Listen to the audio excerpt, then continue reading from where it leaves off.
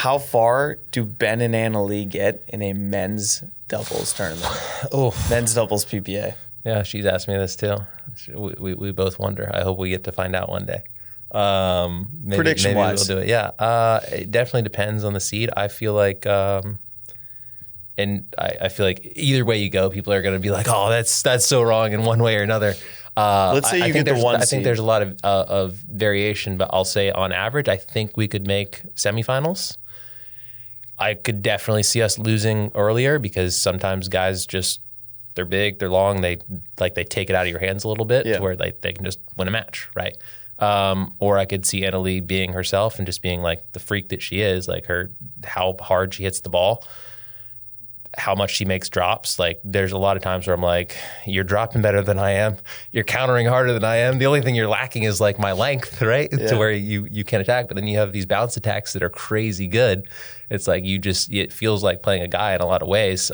And so, yeah, I could see us, beating top men's teams, but I could also see us definitely I feel like there's more variance in a way. Like you could lose to more, you could definitely win. So I'll say semifinals, but yeah, I don't actually know. I'd love to find out. You winning that bronze medal match? Ooh, I guess I think it comes down to matchup at that point. Okay. There's some men's doubles teams where if I see them in a bronze medal match, I feel like we could definitely win, and there's some where I'd be like, we're not favored. I think you could win tournaments with her. I really 100%. And that leads to my next question. Thank you. Ben Johns in his prime or Anna Leigh Waters in her prime? Who's more dominant? All comes back to numbers, and I mean she has more Triple Crowns, and that's what dominance is. So, yeah, you got to go with that. There you go, yeah. Anna Leigh. How far do two Anna Leighs get in a men's doubles tournament?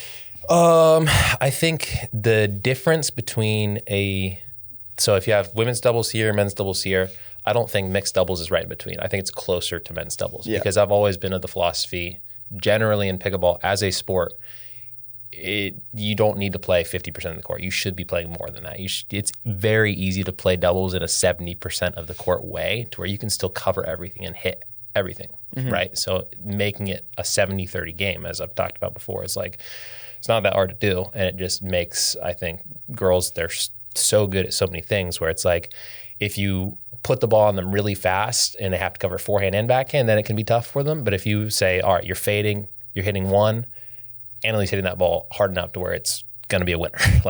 Doesn't matter. If you speed up in the wrong spot, it's going to be a winner.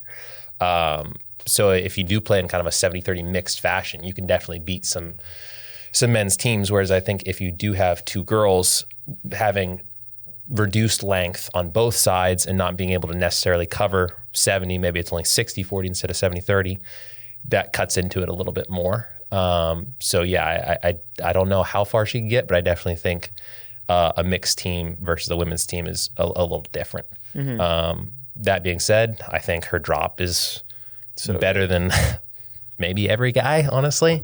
Drive is right there. Maybe not as much shape, but speed ups off the bounce are Gabe-like in a lot of scenarios. Hands are absurdly good. So it's like, could I see her beating a lot of men's teams? Absolutely.